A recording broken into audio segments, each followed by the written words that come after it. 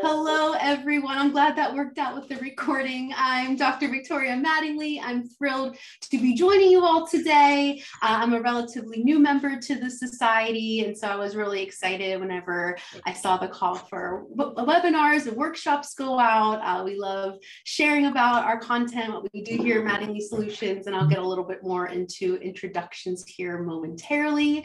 Let me go ahead and share my screen so you can see the slides. And then Amber, I was wondering, would it be possible to share that PDF workbook in Zoom so those who might not have picked it up yet can have access to that today?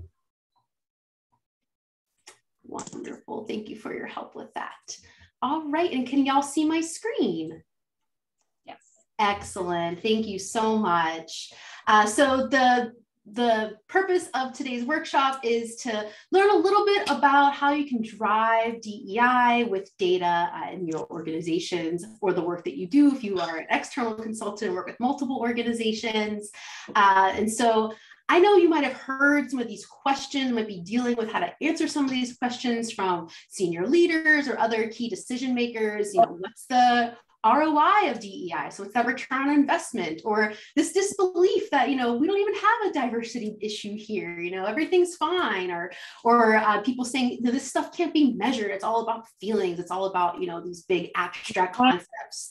Or we already collect engagement survey data. Why do we need to collect more of this type of data? And so my purpose today is that, you know, when y'all leave, that you'll feel more confident in having good answers to these questions and feel like you can get started on taking a more data-driven approach to the DEI work that you do. So we only have a little bit of time together today, so I'm hoping to cover a lot, making this as interactive and engaging as possible for you all. So we're going to kick off with some introductions and then get into the why, what, and how of DEI and data. So why is measuring it so important? What type of data should you be looking at? And how can you then collect this data and turn it into insights? We'll leave you with 3 key takeaways, and I'm really hoping to have some time for some robust Q&A, especially about the book. It is a 200-page book, so we're not going to be able to cover all the concepts in there today, but Amber was kind enough to share the workbook that goes along with the book in the chat there, and so it should have also went out via email to all the participants. This workbook is typically only reserved for those who purchase the book, so y'all get this nice freebie, and hopefully if you get value out of that, it does go along nicely with the book as well. So a little bit of introduction. So I'm actually going to start out by sharing a lot about my business partner, because there really wouldn't be a Mattingly Solutions if Sertrice Grice didn't join me whenever she did. She is my chief consulting officer and co-owner of Mattingly Solutions.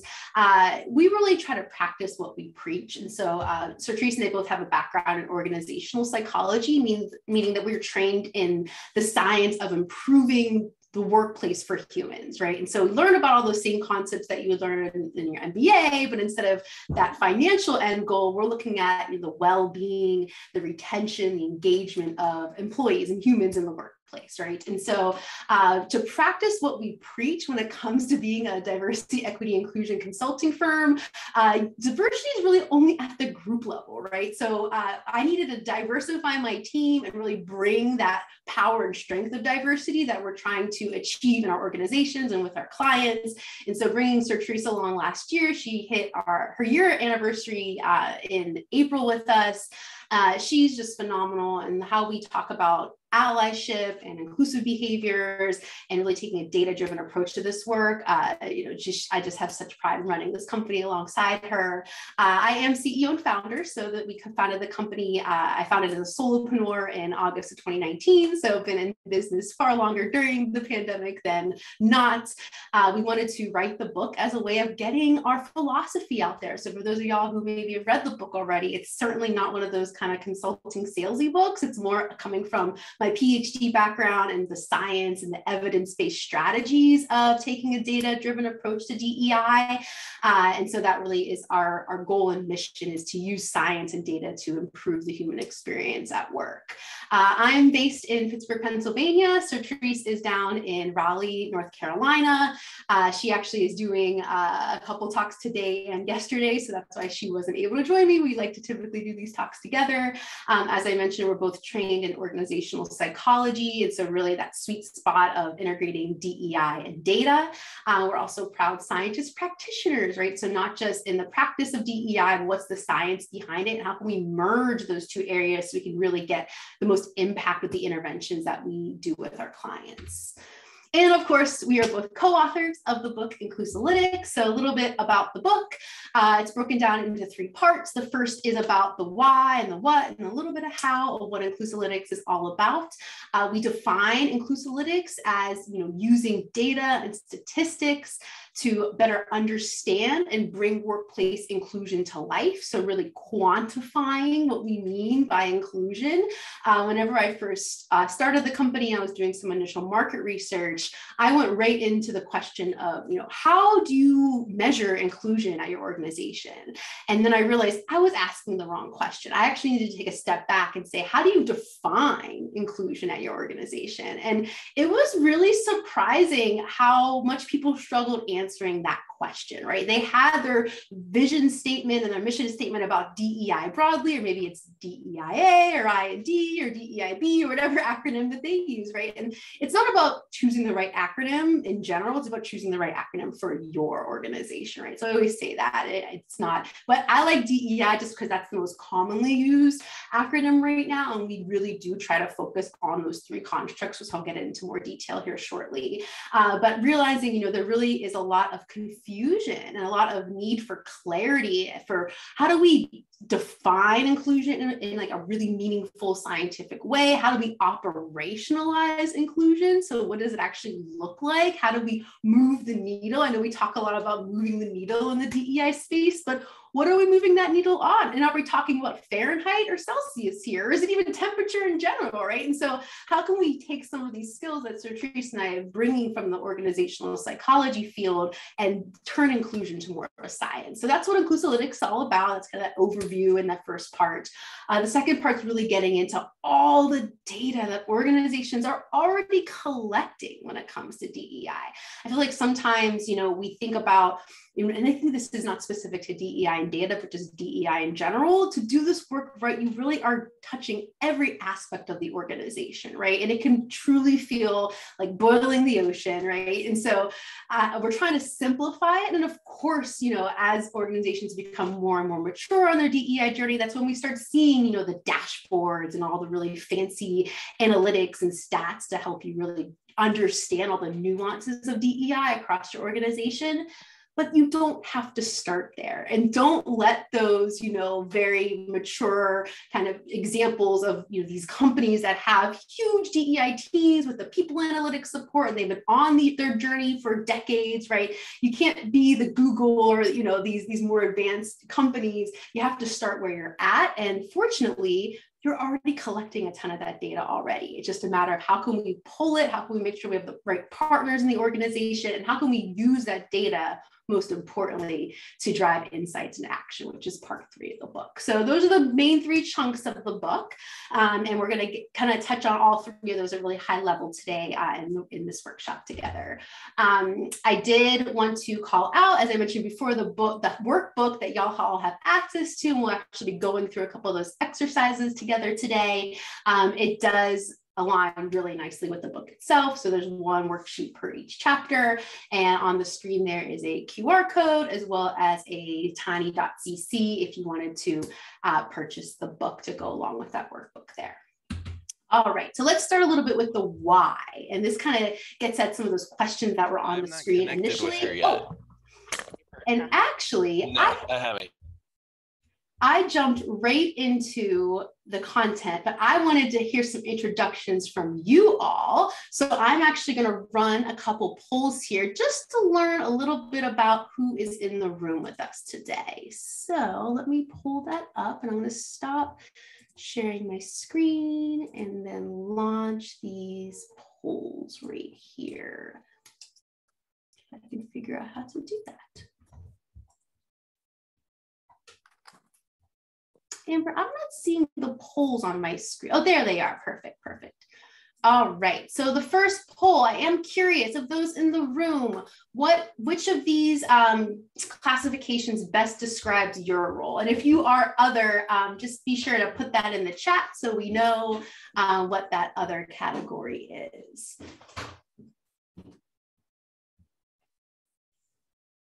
I'll give y'all a few more moments. We have about 21 people participated. Give you just one more moment.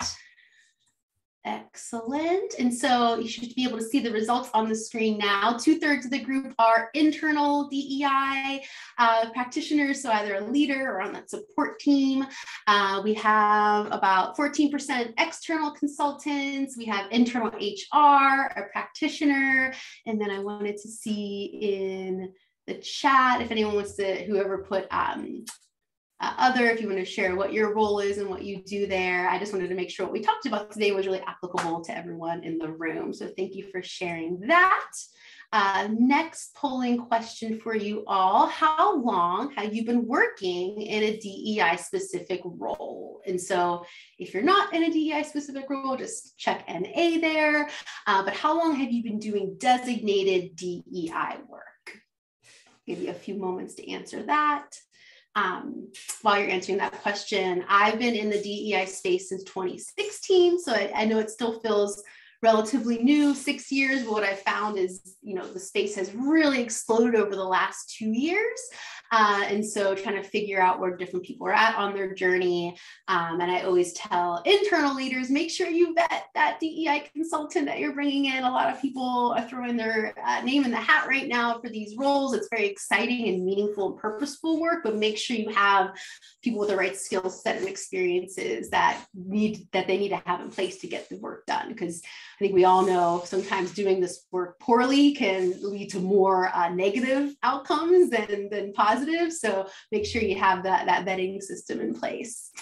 All right, so it looks like we have a whole spread here, right? So 38%, the largest group since 2020, right? So seeing how that space has exploded. I think especially the internal roles, right? There weren't internal roles as many as there are now. And I love seeing organizations really start investing and putting their money where their mouth is when it comes to DEI. And I always say with the work we do at Mattingly, our end goal, it's not the best business model, but is that you don't need us anymore, right? So how do we help build this internal capacity, this internal function? And so especially when it comes to data, so you could have your ongoing data process year over year. So you're getting that baseline, you're tracking progress as you go, you're seeing what changes have been made, future opportunities for improvement, and repeat that cycle year over year.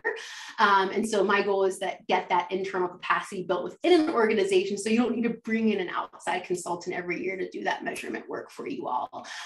We have 24% less than a year. So welcome to the space. I love, hopefully you're not experiencing some of the burnout that a lot of DEI practitioners have been experiencing lately.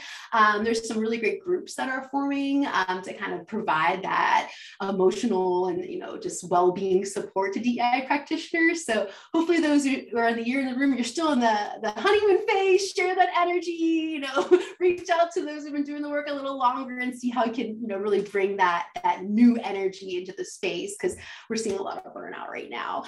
We have 14% who've been over for 5 years, 10% over 10 years. 2 people have been doing this work for over 20 years. So thank you, veterans. I'd be so curious, to have a bigger conversation sometime of how you've seen the space shift over the last 10 or 20 years.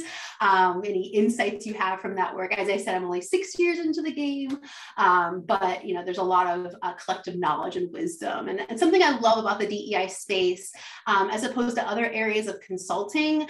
There's a lot of collaboration and sharing, and this work is so hard that people aren't hoarding, you know, what works as much as wanting to share it and learn, especially cross industry. There's been very few areas of business where I've seen direct competitors partnering on DEI interventions, best practices, what's working, what's not.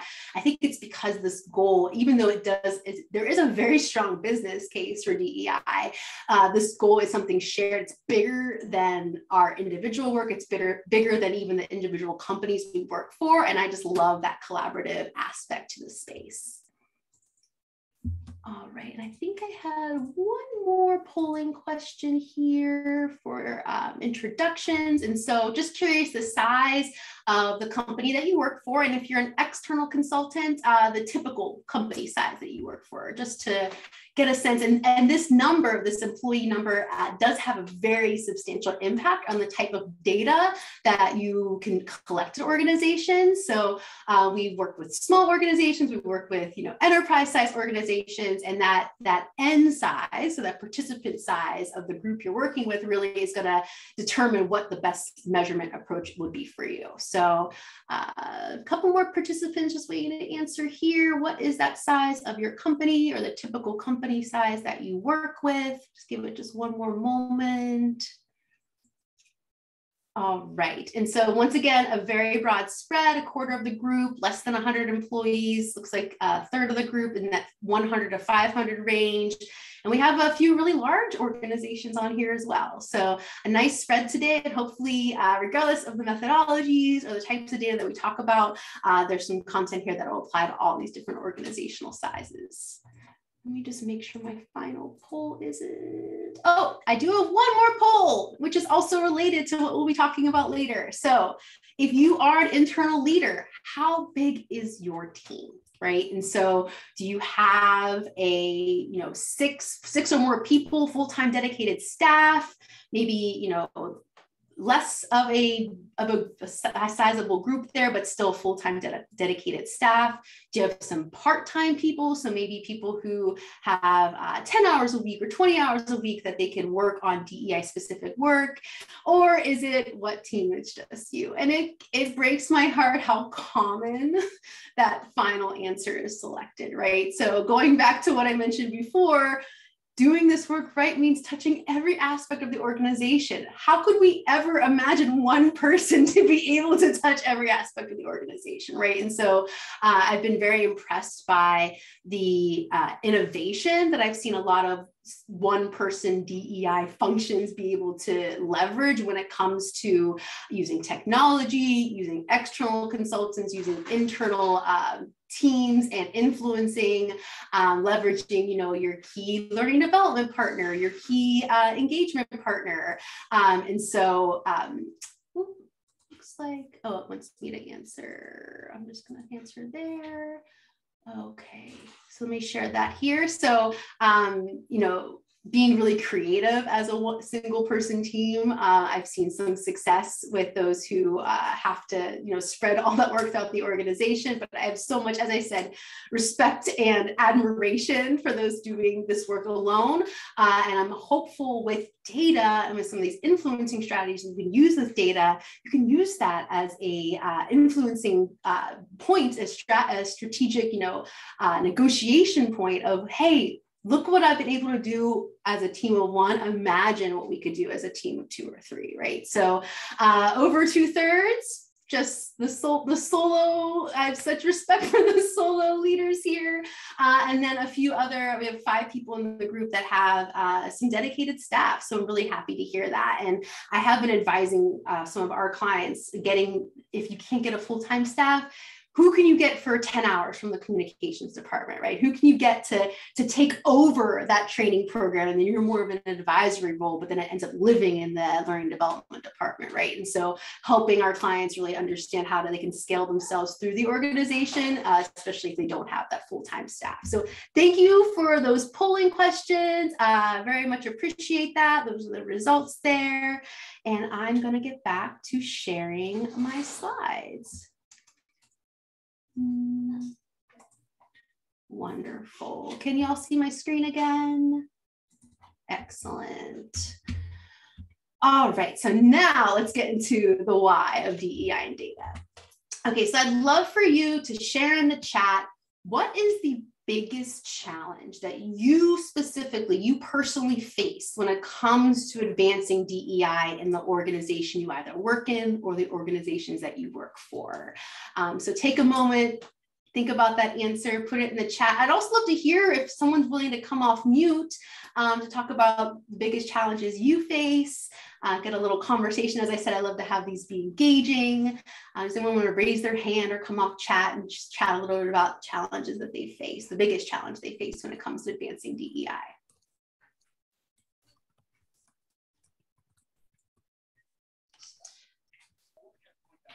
Hey, Victoria, this is LaToya. I'll chime in. So one of the biggest challenges that I'm facing right now is currently DE&I is not my main function. I am a budget and finance officer.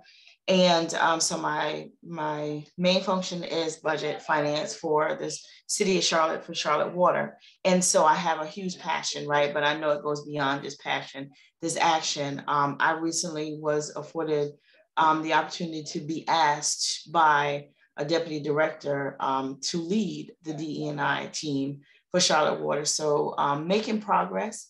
I accepted the challenge and we had our first team meeting on yesterday. I have about 15 people who are on board with assisting me.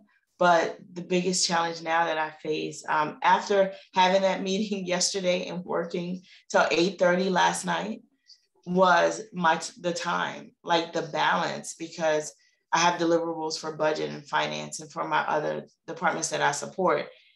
And I want to do this work and I want to do it. I want to do it full force, full time, like with my all. And if I can't give that 100 and 110 in both of those spaces, then I'm going to have a problem.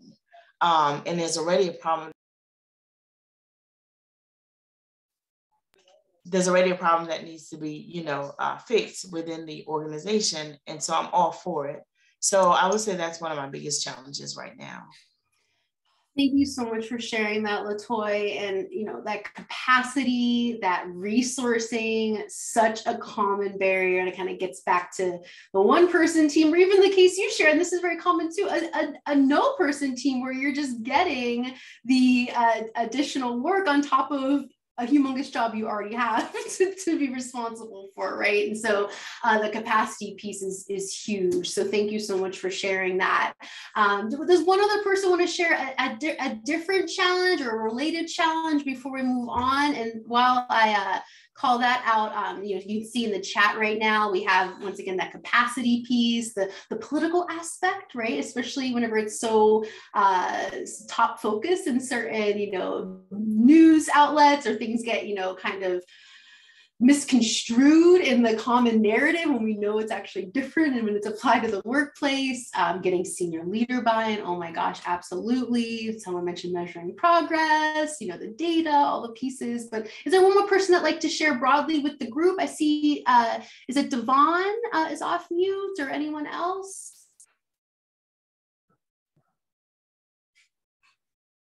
All right, well, keep putting those examples in the chat. And I think we can also get a little bit of shared empathy for these are similar experiences we're facing. And I think it's great having these events so we can start building that community to help each other overcome some of these barriers we face. So thank you so much for sharing those, and keep those coming in the chat. So this is some research done, I think it was about 2 years ago now, with HR.com. And they asked 374 HR professionals what barriers they have when it comes to increasing the effectiveness of their initiatives and organizations. And so the number one responded answer to that question was lack of metrics to identify insufficient DEI, right? So lack of metrics to identify where those gaps are, to make sure that we're even implementing the right interventions in the first place, right? But you can see the close second and third, understanding the benefits of DEI. That's very much related to that senior level buy-in, not just understanding, we all get it, right? But how do we communicate it in a way that they understand? And data can be a very powerful tool for just that. insufficient prioritization of DEI, so I'm getting that leader buy-in, and then we go on through, training, budget, complacency. But I just wanted to highlight the metrics piece really is one of the biggest challenges that DEI leaders face. And so hoping after today, you'll have a little bit more tools and confidence to help. I want to see that number go down the scale as this data gets collected year over year. Okay, so why DEI measurement? And I know I'm preaching the choir a little bit here, but these are just good talking points that you could use when it comes to making the case for getting more DEI just in general, but measurement specifically done in your organization. And so, there's a lot of data that shows that DEI done right enhances that employee experience. So you reduce all those costs related to turnover and low engagement, especially thinking about the other factors going on right now, great resignation, people leaving jobs to be more flexible places, and people leaving jobs because they don't feel like that company aligns with their broader visions. I always say research shows that millennials want DEI typically, Gen Z is basically demanding it. And so when it comes to the incoming future workforce, companies really need to get this right, because it's becoming part of that selection criteria for top talent. So not only keep talent around, but recruit that talent moving forward. We also know from research that more diverse teams are more innovative teams, right? Because we don't take for granted that people are thinking like us, they look like us, we don't have that group think. We have, more healthy conflict, right? When we get different perspectives in the room, that's whenever we don't all agree, which is actually a really great outcome for innovation. Decision-making, research shows better decisions get made whenever we have diverse members making those decisions. And then finally, profitability, right? And so thinking about the market share, right? And how whenever companies invest in DEI and use those business resource groups, right? And pay them, right? If you're going to use them for market research, you pay them. That's always my caveat. But thinking about the products that have been built, for example, the headset that Facebook used when they were making their Oculus, their 3D goggles. Initially, it was a very uncomfortable headset until they brought on a all-woman design team where they actually used some technology that's used for bras, right? To make it really nice, because we're used to have people with breasts are used to having something really tight around their body, right? So why don't we just apply that same concept to a headset? The headset as a result was more comfortable, it was more ergonomic, it was better designed because they had that perspective coming in to redesign it. Thinking about how crash test dummies, women are far more likely to get in serious or lethal accidents in car crashes compared to men, because the average crash test dummy height is 5'10", the average male height, not the average woman height, right? And so when we start leveraging DEI, we have better products, we get better market share. Not to mention, think about the Delete Uber app, the Delete Uber campaign a couple of years ago in response to some exclusionary practices that DEI, that Uber was facing that they could have rectified if they had better DEI in place at that time, right? And so think about, they lost over 200,000 subscribers when that #Delete Uber campaign was out. And so lots of profitability, not only from a potential risk perspective, but also a market gain perspective as well. All right, and so why measurement? So like DEI, strong case there, but why measurement in DEI? So data tells you where to focus or pivot your efforts. And so I don't want to speak for more of the veterans in the room, but I can speak for myself. Just even in the last 6 years, this space is rapidly changing. New research is coming out all the time, new approaches that have some support, evidence behind them that work, right? And so we should never be totally solidified in what we do with DEI. This space is always shifting and changing and innovating, especially thinking about how we're working together and we're learning things from each other. And so data allows you to make sure that what you're doing is having that measurable impact on your organization. The flip side, data gives you that baseline assessment. So where are we starting now? I'm thinking about that data point on that previous chart that I showed, not being able to identify using metrics where those gaps are. That is a potential waste of resources, because if you think about it, what if the majority of people in your company already know about bias? They're aware of their biases, they've already taken bias training elsewhere, and then you spend your entire L&D budget on that entire year of doing a workforce bias training. Instead, if there was some data asking, what are these gaps, what are these skills you need, you found out it's actually allyship that our people need, and that's going to start closing gaps in a more significant way than having this bias training, right? So something even as simple as choosing the right training content, that baseline assessment can help you figure out where those gaps are. Also seeing, what some of these demographics are in your organization. So as I mentioned before, your HRIS, your human resource information systems, will have some of those basic demographics, but does it collect who's caregiving, who has neurodivergence, who's a veteran, right? And so you can collect that additional identity data to know even what your organization looks like from an intersectional lens, but also where to focus and target. Just because we have a smaller group, right? So let's say that you have a very small group of Latinas in your organization. So without collecting any inclusion data, we're gonna focus on Latinas because it's our smallest group.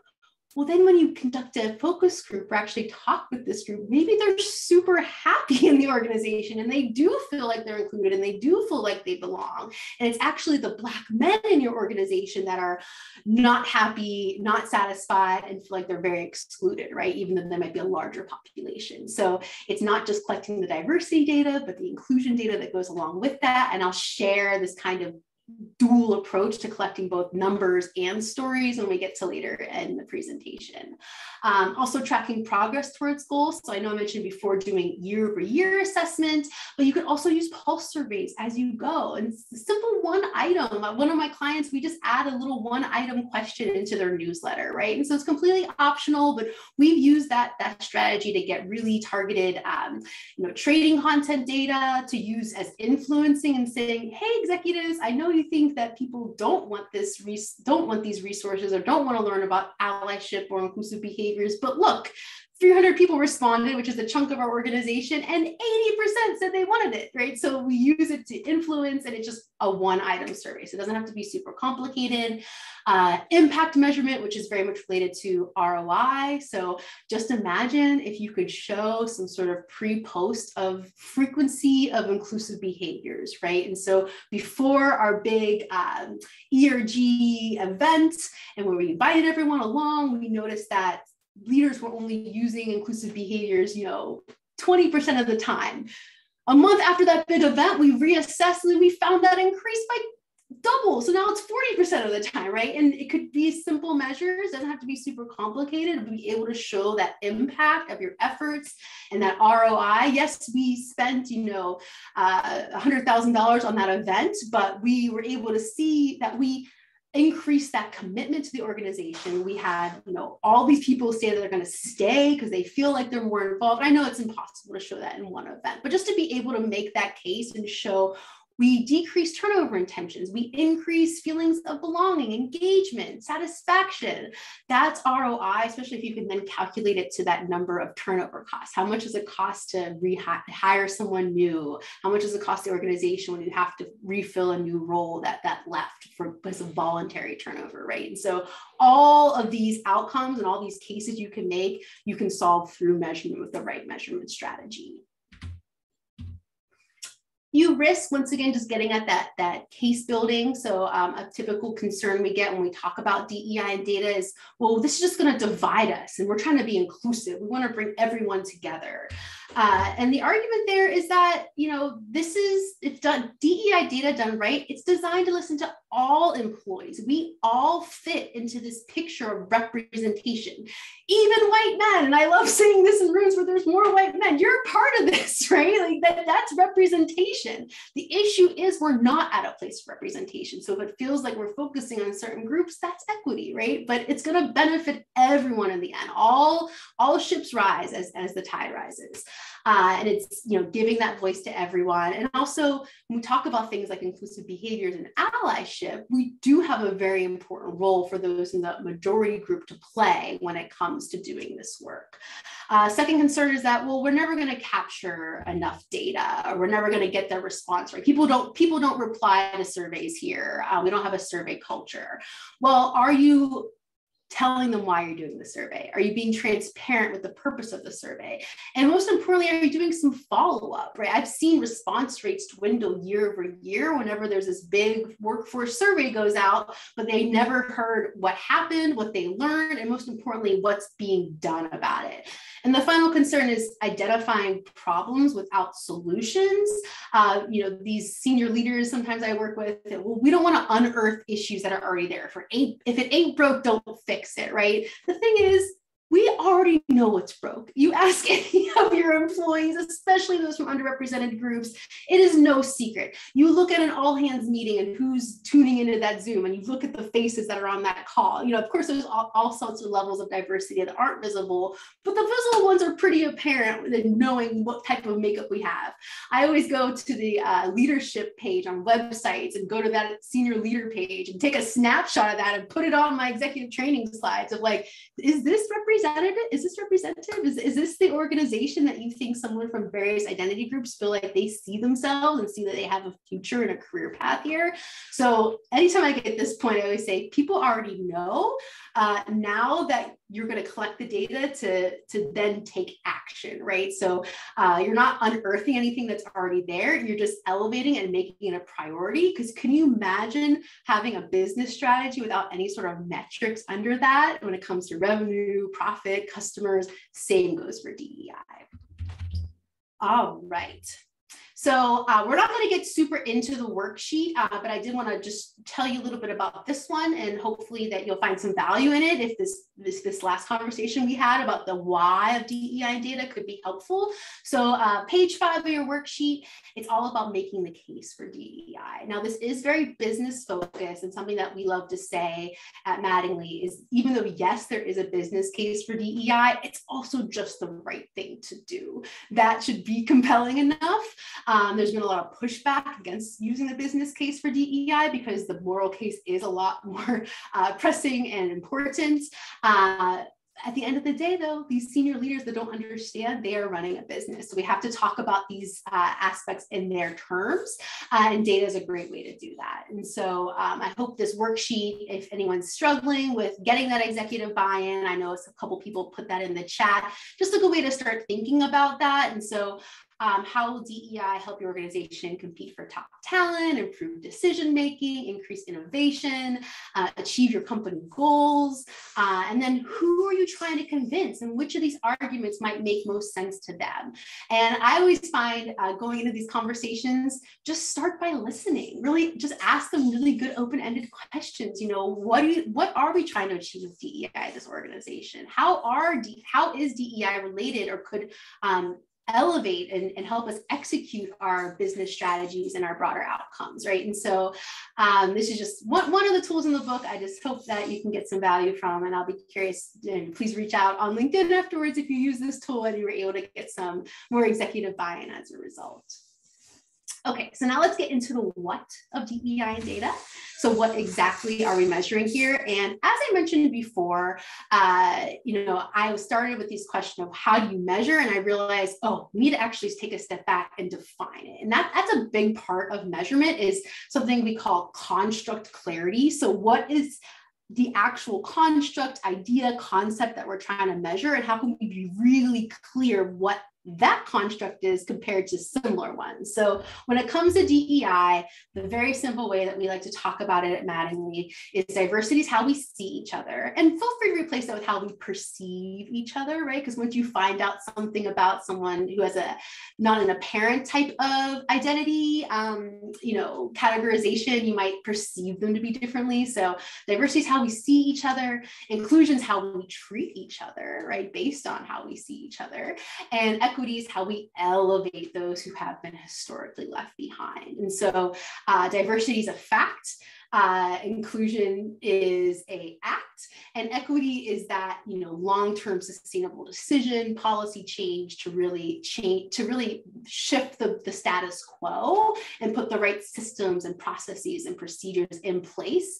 I know someone mentioned before, there's this moment with DEI that we're having right now. How do we make sure that the work doesn't go away once the next HR fad comes across? And it really is this equity work. How can we embed it in our policies now? So when it's not as top of a priority, which I'm hopeful that it will always be, and the companies that really get it right and succeed in the 21st century will continue to embed DEI and progress on their journeys. But the equity work will ensure those that maybe lose some of that momentum will still have those policies in place to help correct some systemic inequities that the workplace wasn't built for people from various identity groups, and that equity work is going to shift that. Belonging is key though, right? So I know I mentioned we like the DEI acronym. That's what we use here at Mattingly and how we talk about DEI. But what we found through our research is that diversity, whether like how you perceive that diversity or actually objective, representation, equity, and then we found inclusive behaviors are actually broken into coworker inclusion. So what coworkers do to interact with another, and then leadership inclusion, inclusive leadership, so what leaders can do to be more inclusive to their teams. All of those factors contribute to this feeling of belongingness, right? And then we know from even more research that organizations that have a high sense of belonging have people more attracted, so people wanting to work at that organization. They have more engaged employees, and they're able to keep those employees around. And if there's any stats nerds in the room, we did do an analysis on these data and found significant relationships between equity and those inclusion variables with belonging. Diversity, we didn't measure in this particular study because we used hard data of diversity, but that's going to be some future research we want to dig into as we further validate this model. So what data should be collected to measure all these different variables? And this is one of my favorite slides that we use here at Mattingly. And so there's going to be 4 buckets. So first is that diversity data, right? So this is the fact. This is just what that demographic looks like across the workforce. So it's not just the entire workforce, right? Because I think about some of our clients that actually have pretty good workforce demographics. They're about, 49 when it comes to gender, right? They're about 14% African-American if we're looking at, comparison to the US data, right? But then once you start splitting it across leadership levels, you find that diversity goes away the higher you get up in the organization. Or we have a ton of diversity in the administrative roles, but no diversity in our engineering roles, right? And so looking at it at those intersectional levels, I know we think about intersectionality, we typically put that as different identities intersecting with one another. So I'm a white woman from a low SES background, or I am a Latino male who, is a trust fund person, right? So thinking about how those identities interact, but also there's intersectionality with, where identities fall within the organization, different teams. And so looking at the data, all those different ways. And then those outcomes too. So who's being hired, who's being retained, who's being promoted, all of this would be diversity data. So as I mentioned before, a lot of this already exists in your HRIS systems. If you are over 100 employees, you have to be collecting that EEOC data with job applicants, right? So you already have data around gender, self-identified, disability, veteran status. It's already there. It's just a matter of working with the right internal partners to pull it. And this is one of those times where wearing all those hats for all the HR people in the room who also do DEI DEI, this can actually work to your advantage if you are already the person that owns this data. It's been really disheartening and surprising how difficult it is for DEI leaders to get access to their own internal data. And so having those key HR partners for those who own the data and who can pull it for you in a way that actually makes sense, right? Data sets can be really messy. And so having those partnerships to get that data. Also, as I mentioned before, if you do a broader DEI survey, you can ask some of those other variables that don't currently live in HRIS. And what I always say is, when it comes to more of those sensitive topics. So first off, when it works in a global organization, that's a whole other can of worms that could be another workshop for another day. So just speaking from a US standpoint, because we can collect a lot more data legally compared to other countries, I always put an opt-out option. So for example, choose not to respond or would rather not say or other, and that way we give people an out. And that's data in and of itself. If you have 20% of your workforce unwilling to share their gender, that is a red flag, right? There's something going on with trust and transparency. And so we even look at those response rates and trying to get people to feel more apt to actually share their data is a really important data point to collect as well, because you can show we're building that trust through communication and transparency. Okay, moving on to equity data. This is the most complicated data. This is the most work needed in the DEI science space, but it really comes down to power and resources. How is power and how are resources distributed across your organization? The easiest place to start, even though it's quite the undertaking, is pay equity, right? And so looking at pay equity, and there's a lot of companies and tools out there that you can use for that. If you have affirmative action requirements, AAP requirements, this should already be a part of that work. But even beyond pay, who's using policies? Is there opportunity to have more inclusive healthcare benefits, right? What practices, who's getting selected into roles, right? So you have to look at that diversity data to get a sense of who's accessing and who's unable to access resources. How are hiring or how are promotional decisions made? So it's looking at all these different data points and doing something like an organizational audit, which at its simplest is a very comprehensive checklist, but at its best is also giving you that direction afterwards for where to focus on now versus what to focus on in the future when it comes to redistributing those power across various policies, practices, and procedures. Inclusion, my favorite variable to collect, just because I really feel like this is our sweet spot in the space and the work we do here at Mattingly, especially as IO psychologists.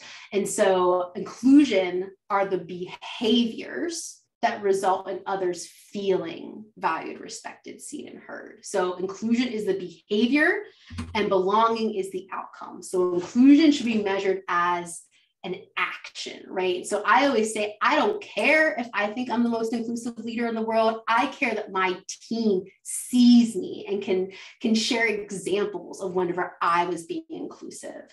And there's also observational data that can be collected as well. So even seeing who's showing up for meetings, who am I inviting to meetings, who's contributing to conversations. I remember one day I had one of those really wild networking days where I met with 8 people back to back, and at the end of the day I looked at my Outlook calendar and I saw all the boxes and I was like, wow, I talked to academics today, I talked to consultants, I talked to men, I talked to women, I talked to people with different ethnic backgrounds, I talked to people with different neurodivergence. I had such a diverse conversation throughout the day of all these different meetings that I had. And so it can be as simple as just looking at your own data as well, but anything that gets at the actions and how that results in others feeling valued, respected, seen, and heard. And then finally, belonging. So this is a place where self-report is important. You should be asking people because it is a personal feeling.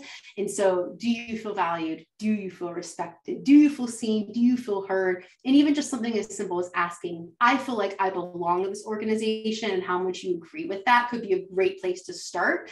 And the data gets very interesting when you slice that, even just one belonging item, by those different identity groups that I mentioned before.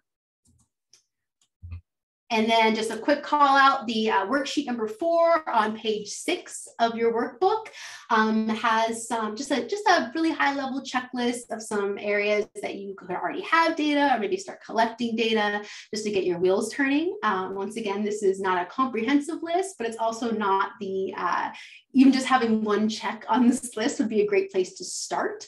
And then, building that strategy as you go. And then finally, the how of DEI data. So it really is a combination of numbers and voices. So I know I talked a lot about the numbers. I do have a bias there because I've been trained in statistics and I love the quantification piece, but it's both quantitative data. So what was in the last slide with all those, HRIS and frequency items, self-report items, but the qualitative data as well. So going back to that small group of Latinas in that example I shared earlier, right? So we found in our diversity data, this is the smallest group, but once we had a focus group with that population, we found actually they feel super included here and we need to be focusing on a different population now instead. We use interviews to talk to senior leaders and to not only understand their broader vision for DEI, but also to start building rapport with them and getting their buy-in from the get-go. So whenever we start rolling out strategy plans, budgets, we can say, oh, but CEO, you said that you wanted to use this as a key talent strategy for this next year. And so that's why we need to resource, this initiative. Oh yeah, you're right. So using interviews as not only a way to collect data, but also build those necessary relationships.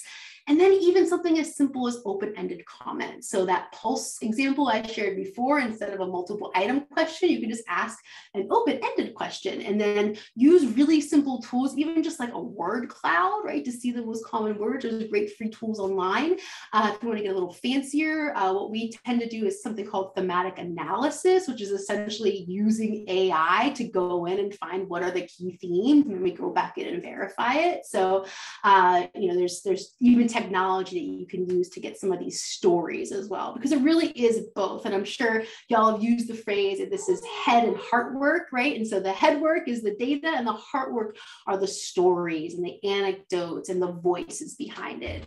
And you really need both. And so the full DEI picture, we like to start with the quantitative data, see what we find, and then take that double click down, whether it's looking at it by different levels, holding these follow-up focus groups, going to maybe leaders in this group. What if you found that belonging is super high in one part of the organization compared to everywhere else? Go in and find out what are they doing right. I feel like so much of DEI is focused on what we're doing wrong, which is important to know where the gaps are, but how can we also use data to find out what's going well? Also, whenever we have those conversations, we get that involvement of all these key stakeholders, right? So we can use it once again for that rapport building, and then turning those insights into action. So I'm always very intentional to hold the focus groups as the final phase of our data collection process, because this is the group that can help you come up with the best solutions. And we're not going to get into allyship today, but allyship is just a very topic that's near and dear to my heart. And we always say with allies, allyship is an ongoing partnership, right? Because you need to know what work will actually serve those who you're trying to help in your allyship, right? And so it's the same with DEI and data. We found a problem. Now we need to go and find out from the people who are being most affected by this problem, what solution would best serve them. And I think, this gets lost in translation because, okay, we did the data and we're here to help and we're gonna go in and save the day, but we didn't take a moment to stop and talk to the people that we're trying to support, right? And so you really need that full picture, both the numbers and the voice. And real quick, just call out 2 final worksheets I'd recommend using. So this leaky pipeline is a great way to look at quantitative data. So choosing a certain identity group and seeing how that ratio dwindles as you get higher up in the organization, right? Did I freeze there?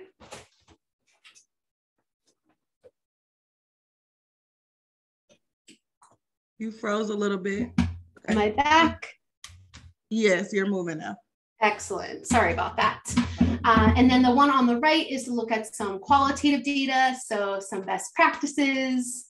I think you froze. Okay. Oh no. Oh no. Okay, you're back. Okay. So the next one is just to conduct some more rigorous focus groups, really thinking about your screen is blank, I think, unless it's just on my end. It's just black. Okay. Well, I know we are down to 5 minutes. While we wait for the screen to come back on, I did want to have an opportunity for Q&A, especially if anyone on the call has read the book or heard about the book. I just would love to answer any questions you have about the book while I figure out what's going on with my slides over here. Okay. Hi, Victoria, I had a question. Yes. My name's Kia. I'm in Washington. Thank you so much for all your presentations. Excellent. Quick question. What are examples of behavioral, oh gosh, I wrote it in the chat. I think it was inclusive behaviors. I think that's what you said.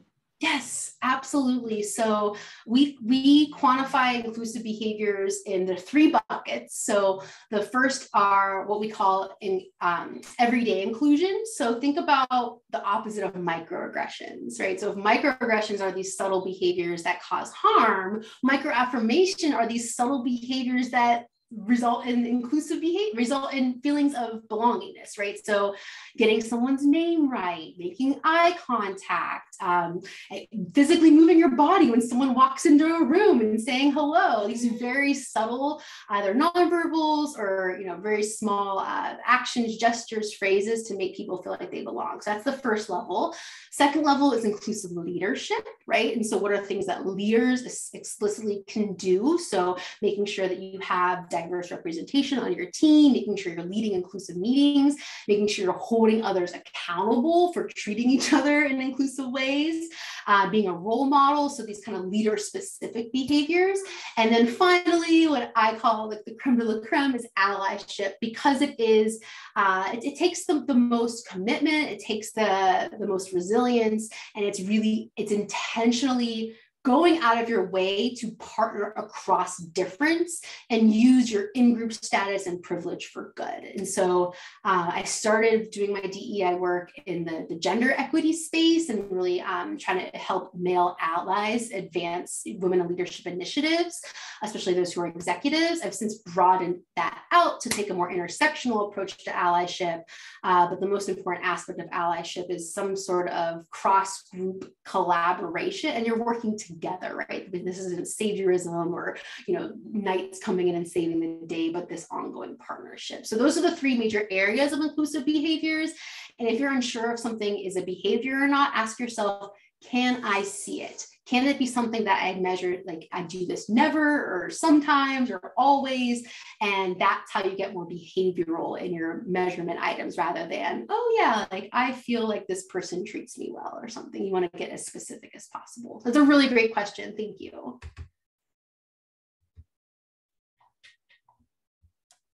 And I still can't see my screen, unfortunately. Are y'all still there? Yeah, it's just black. Did you stop share? Try stop sharing and try to bring it back up. How is that? Well, while we have everyone, I'm just going to chime in really quickly. If possible, could everyone please come off camera so we can take a picture really quick?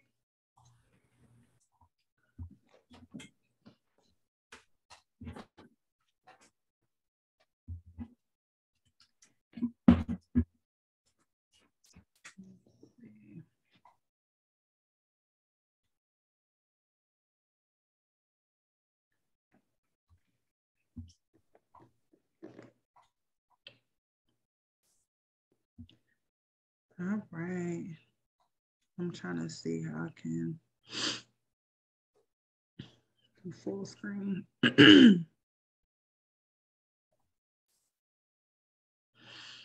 All right. On the count of 3, we're going to say cheese. 1, 2, 3. Hold on. Wait. I think it's okay. 1, 2, 3. Cheese. Cheese. Hold on, y'all. Just bear with me. My thing keeps coming up. Okay, let's try again. 1, 2, 3. Cheese. All right, I got it. Thank you. Wonderful. Well, I am so sorry about the tech problems. I don't know what's going on with my computer. I'm trying to share the the link. Oh, there's the book link in the chat for you. Someone asked about where to buy the book. And then I'm very active on LinkedIn. And so I wanted to drop my LinkedIn profile as well, if anyone wanted to connect on there. We do have 7 minutes left. And so I'm so happy to answer any additional questions about the book, about DEI and data. Hi, Victoria. I got another question. Yes. You went over this kind of fast, but you said that sometimes you hear the argument that we don't want to talk about this because it's going to be divisive, and we want everyone to be feeling belonging. So we don't want to separate folks. So you kind of just brushed over that, but I wanted you to just go into more what your response would be if they don't want to do that. Yeah, so I like to use the fence, the equity picture with people looking over the fence. I stopped using that because there's so many criticisms around that. It's great to get started, but when it comes to really making this case as to why, you know, everyone's in the picture, right? We want to know how everyone feels and we want to make sure everyone's included, but we also need to recognize where those gaps exist, right? And so if we don't look at different identity groups, then we can't figure out which groups need the most support to get to a place where we all can see over the fence. The analogy I like to use is, imagine there's two manufacturing plants and one is in dire need of renovations, right? Why would you share that budget equally across those two plans? If you are losing people of certain demographic groups at a higher rate, you know, losing customers because of that as a result, you need to be able to understand what those differences and nuances are by looking at the diversity data. And so, but it's for the purpose of this shared goal of us all getting to a place where we all have that level playing field. And so it's very paradoxical trying to both talk about how do we include by also looking at these differences, but having that shared goal of having a workplace of representation and